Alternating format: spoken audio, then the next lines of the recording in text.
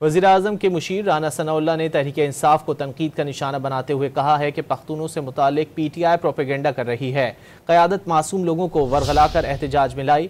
लीगी रहनुमा राना सना का कहना है कि एहतजाज के दौरान खैबर पख्तूनख्वा से 15 से 20 हज़ार के करीब मुसल्लह लोग इस्लामाबाद लाए गए। जो लोग गुमराह करके खैबर पख्तूनख्वा से मुसल्लह जत्थे लाए वो जिम्मेदार हैं। कानून नाफिज करने वाले इदारों के 250 के करीब अहलकार जख्मी हुए। PTI वालों ने सीधी गोलियां मारी हैं। एहतजाज से मुतालिक PTI का कोई इंतज़ाम नहीं था, वहाँ उन कारकुनान को मुश्किल थी। PTI अब इतनी जल्दी दोबारा एहतजाज की पोजीशन में नहीं, शायद अब वो कभी भी एहतजाज की कॉल ना दे सके। लीगी रहनुमा राना सना का कहना है कि एहतजाज के दौरान खैबर पख्तूनख्वा से 15 से 20 हज़ार के करीब मुसल्लह लोग इस्लामाबाद लाए गए।